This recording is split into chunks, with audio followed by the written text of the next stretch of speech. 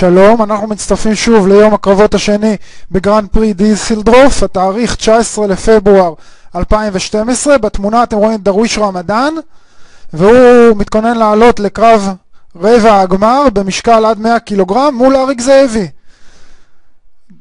דרוויש רמדאן המצרי בלבן, אריק זאבי בכחול. הנה אריק, הקרב מתחיל, בהצלחה לאריק. דרוויש רמדאן זכור לכם מרבע גמר גרנד סלאם מוסקבה במאי 2011, אריק ניצח והמצרי לא לחץ לו את היד. אז מעניין מה יהיה היום, אבל קודם כל יותר מעניין שאריק ינצח, כי הקרב הזה זה הקרב על המדליה. בטורנירי גרנד פרי אין בית ניחומים, מי שעולה לחצי הגמר מבטיח מדליה, ונשאר לו רק להילחם על צבע המדליה. על כיסא המאמן מצד ימין של לוח התוצאות שני הרשקו, המאמן של אריק, ומאמן נבחרת הנשים של ישראל בג'ודו. כמה ניסיונות לתרגילי רגל של דרוויש, אבל זה לא הולך לו, זה לא מזיז לאריק. אני רק מקווה שאריק לא יספוג שידו על זה,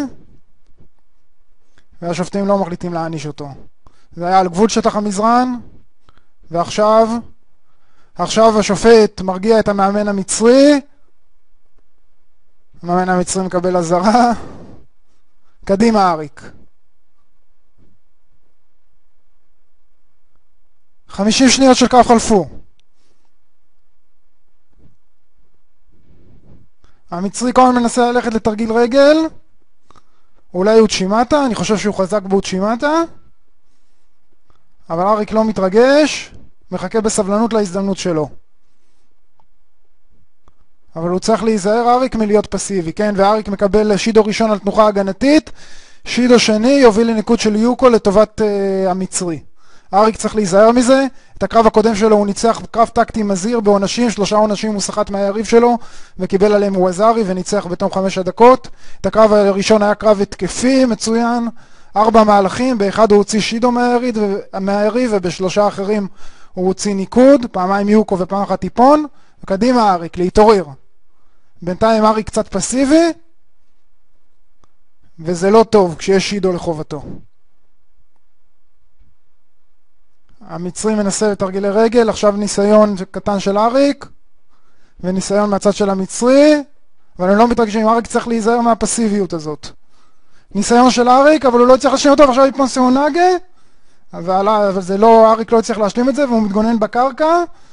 אריק מתגונן, המצרי יוזם, אבל לא ממש ברעל, ואין לזה תכלית, והקרב חוזר לעמדת המוצא. אתם יכולים לראות שני הרשקו נותן הוראות לאריק. קדימה אריק. 2 דקות ו52 שניות של קרב חלפו, קדימה. עדיין אין ניקוד על לוח התוצאות, שידו לחובת אריק.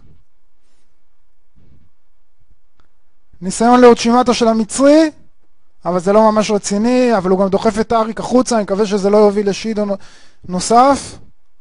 הפעם השופטים מוותרים. אריק צריך להתעורר, קדימה.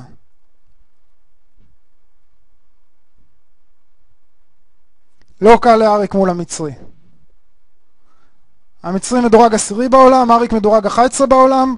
שניהם נלחמים על להשיג דירוג בלונדון, להיות בין 8 המדורגים, כ8 המדורגים באולימפיאדה מופרדים בהגרלה, ולא נפגשים זה עם זה עד רבע הגמר. אז בנוסף פה לכבוד ולמדליה, יש נקודות על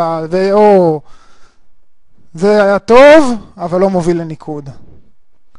אבל אריק מזהיר את המצרי, מראה לו מי בעל הבית. קדימה אריק. 2 דקות ו4 שניות לסיומו של הקרב. אריק ניסה משהו מתפרץ, ועכשיו יפון סאונגה, אבל הוא מתגונן, זה לא הלך. אריק מתגונן בקרקע, נזהר מתרגיל נגד, קודם לפני הקרב קרקע. ודרוויש רמדאן שוב, לא ממש יוזם בקרקע, אין לזה תכלית, וחוזרים לעמדת המוצא. 1 דקה ו50 שניות.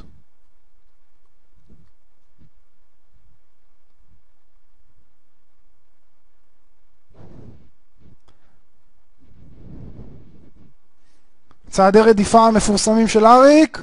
הוא צריך להיזהר לא לצאת מחוץ לשטח המזרן, והוא לא יוצא. טוב מאוד. אבל מה השופט חושב על זה? הוא מעניש את אריק. עונש שני, אבל אריק לא יצא משטח המזרן. לא ברור, לא ברור.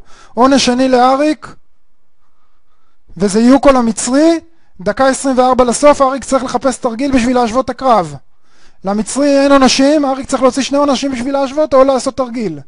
השידו השני לדעתי קצת מעורר מחלוקת שאריק קיבל, אבל זה לא פעם ראשונה שהוא מקבל על הצעדי רדיפה אלה שידו. הנה ניסיון של אריק, אבל הוא לא מצליח להזיז את המצרי, ויש עוד דקה לסיום הקרב ואריק צריך להתחיל להזדרז. קדימה אריק. במהלך הזה אריק יותר אקטיבי, המצרי קצת פסיבי. עכשיו ניסיון של המצרי, אבל זה לא ממש מזיז לאריק.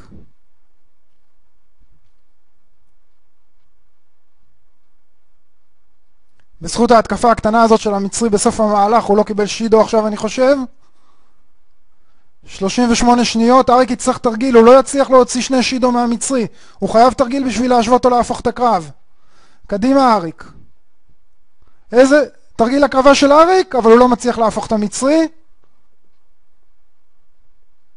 27 שניות. והמצרי יקבל שידו ראשון, אולי אריק יצליח לסחוט גם את השידו השני ולהשוות את הקרב. עוד תרגיל בזמן שנשאר. קדימה אריק, ללחוץ. זה הקרב על המדליה. הפסד זה סוף הדרך בטורניר הזה. ואריק מתגונן. והוא מנסה להימנע מהקרב קרקע. 8 שניות נשארו. 6 שניות. לאריק יש מהלך אחד לנסות להשוות או להפוך את הקרב. קדימה אריק. אולי המצרי יקבל גם שידו. לא, אבל מזה לא יצא שום דבר. ונראה לי שהקרב מסתיים, המצרי מנצח, יהיו כל המצרי. ועכשיו השאלה אם המצרי ילחץ את היד. בגרנד סלאם מוסקבה המצרי הפסיד ולא לחץ את היד. עכשיו המצרי ניצח, השאלה אם תהיה לחיצת יד. חבל שאריק הפסיד. השידו השני לדעתי לא הגיע לו, הוא נמנע מלצאת מהמזרן, אבל השופטים החליטו לתת לו את השידו השני. המצרי מנצח ביוקו מעונשים, גם זה קורה לפעמים. והמצרי, לא, הנה אריק ניגש ללחוץ את היד, המצרי לא לוחץ לו את היד, מראה לו את הגב, לא יפה, המצרי גם כשהוא מנצח לא יודע להיות ספורטאי, פשוט בושה. בושה. זהו, ואני אאחל לאריק הרבה הצלחה בהמשך, הוא מסתפק במקום החמישי בטורניר הזה, ב-40 נקודות ברוטו בדירוג העולמי, לדעתי נטו זה לא יחשב לו בכלל, כי יש לו כבר תחרויות של 40 נקודות בין 5 תחרויות המוצלחות שלו. הוא צריך לחפש את הנקודות באליפות אירופה, בשביל להתברג בשמינייה הראשונה. חבל, אבל אני מאמין באריק. ההפסד הזה היה קצת בזכות השופטים, והוא מסוגל, ביום שהכל יתחבר, הוא מסוגל להביא מדליה מלונדון. אז בהצלחה באליפות אירופה ובלונדון, בהצלחה.